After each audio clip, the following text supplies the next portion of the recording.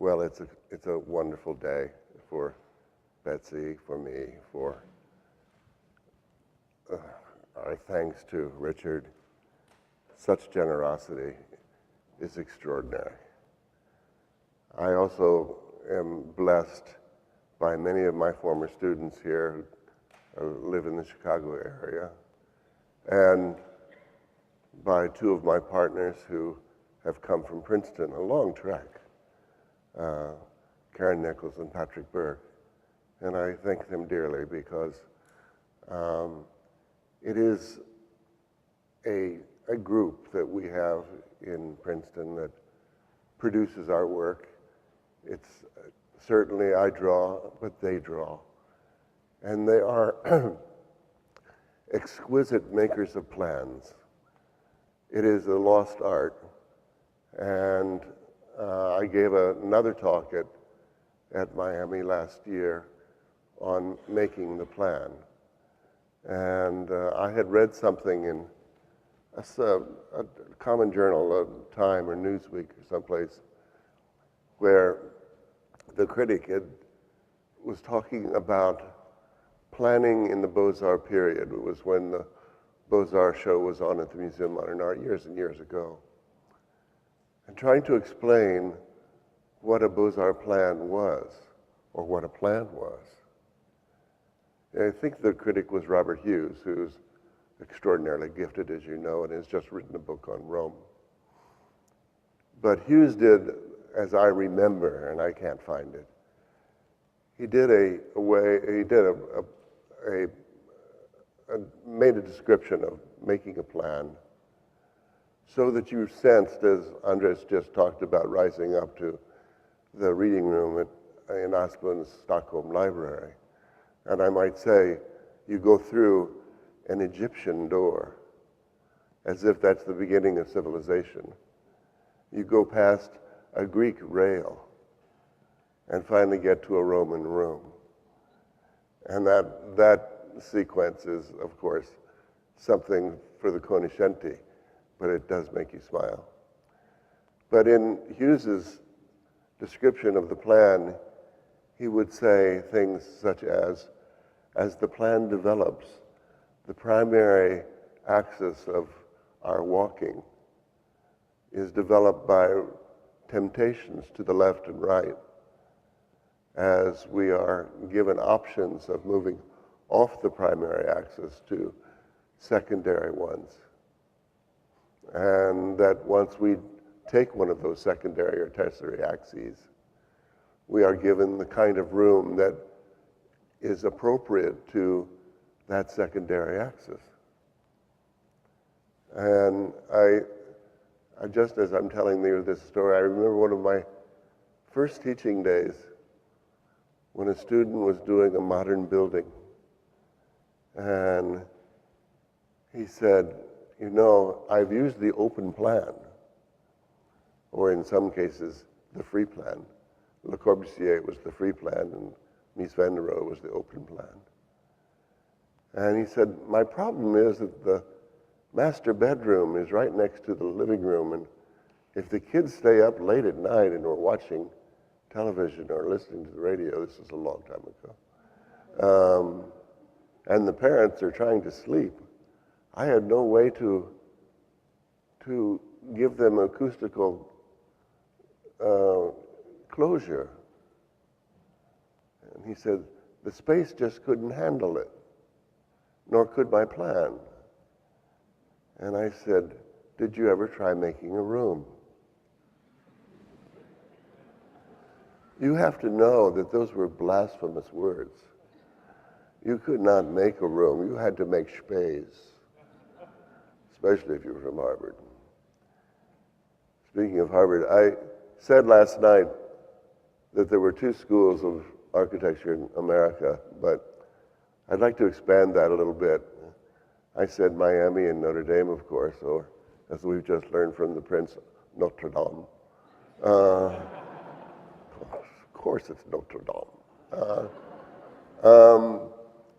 But with Bob Stern here and Jay Chatterjee, certainly will include Cincinnati and Yale. and they wouldn't be left out in any case as very good options. But I wanted to talk today just for a minute about to the students that are here. So all you octogenarians, close your ears. I don't know what you'll get from this, but somebody was talking to me the other day and they said, Michael, you notice everything. You notice absolutely everything. You're a kind of visual savant. And I said, that's one of the nicest things that's ever been said. My mother once was shopping and I was tagging along, was very young. And she said something to the saleswoman that I didn't approve of. I thought she kind of mishandled the situation. And I scolded her for it later. And she said, "You're so sensitive." And I said, "Thank you."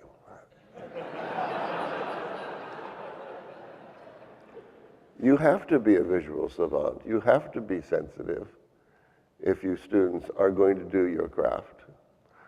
And you have to do it through drawing. Andre said, I didn't close the book on anything. I do want to open the book on drawing. I don't care if you don't draw well. In fact, I tend to mistrust you if you draw really well.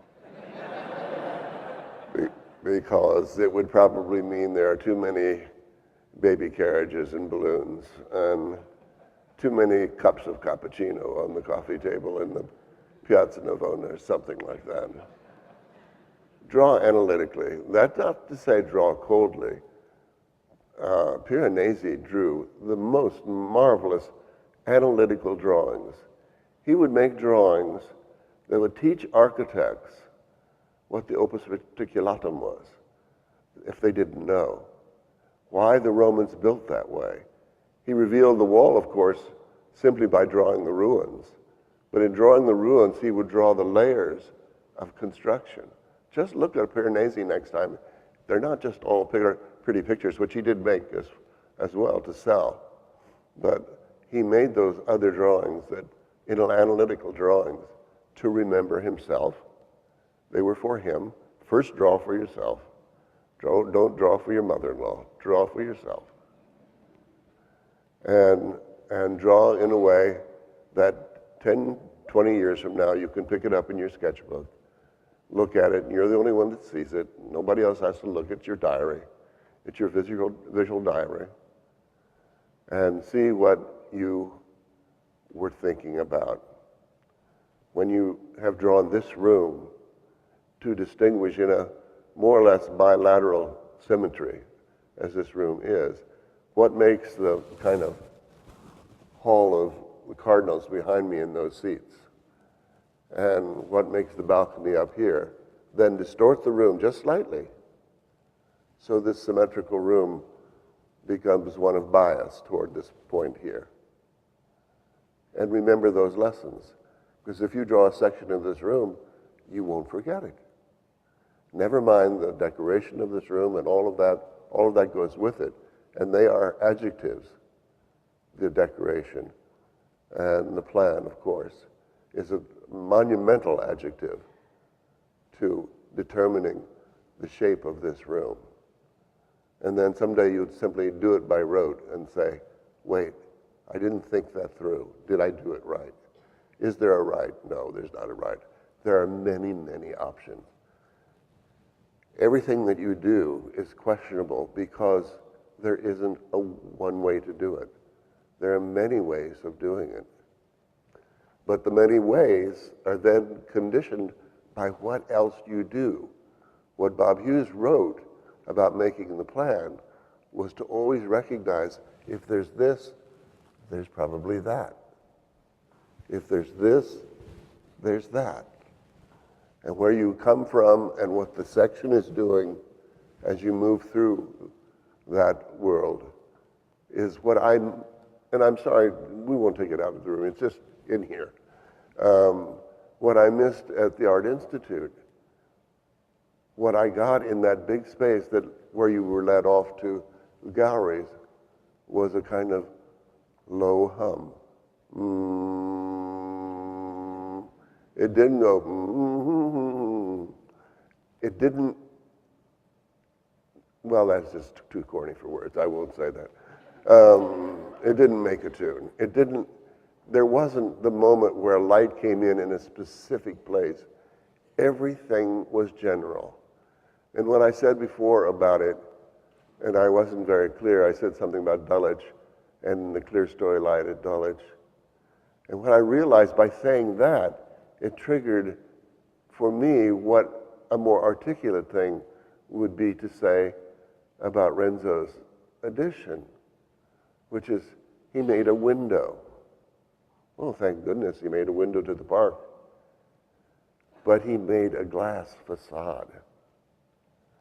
The whole thing is a window. That's like saying the whole thing is a wall. There are good walls and there are bad walls, but most good walls have windows within them. And there are specific places relative to your body. Draw it.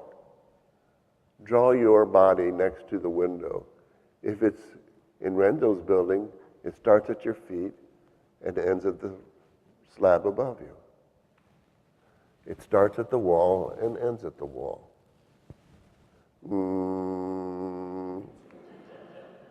Something's wrong here. You've got to have the critical ability to look at something like that, look at the work, look at Matisse when you're there, one of the great Matisses, and then come back out into this monotone. It isn't right. It somehow should have been joyous, and he thought that by making all that light, it would be joyous. And I'm sure some people love it.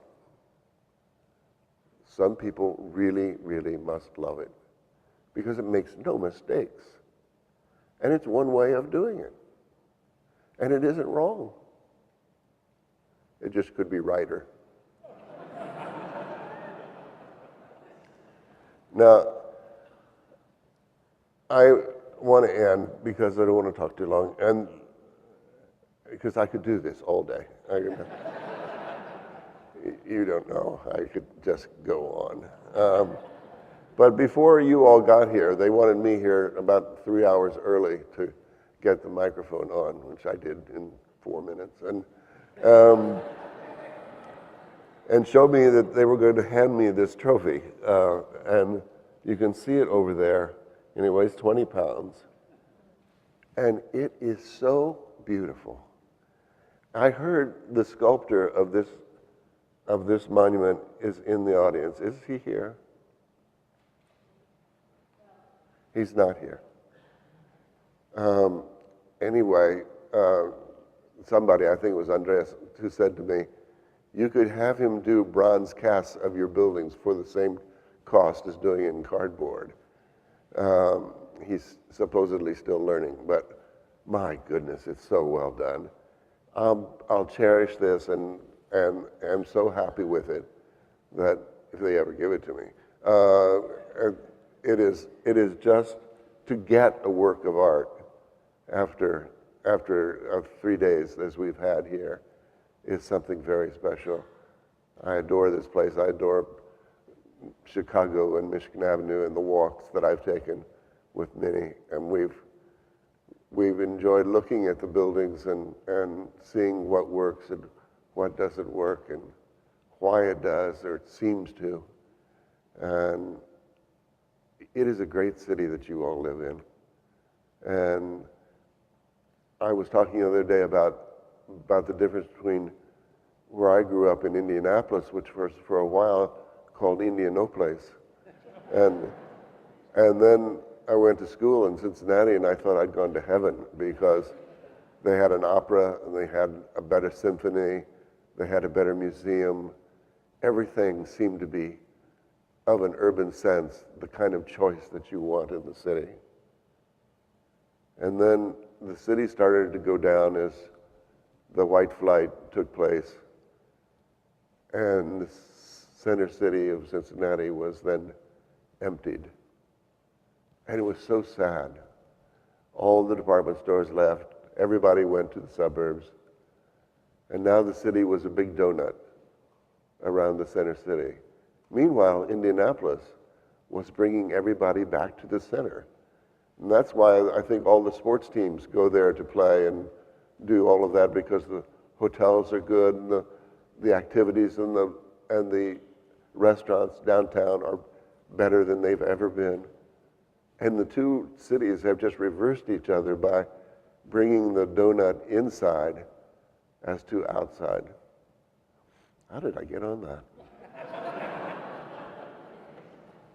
It is old age. Anyway, thank you all very much. And again to Richard and Ness, thank you. You are cherished and blessed by all of us. Thank you.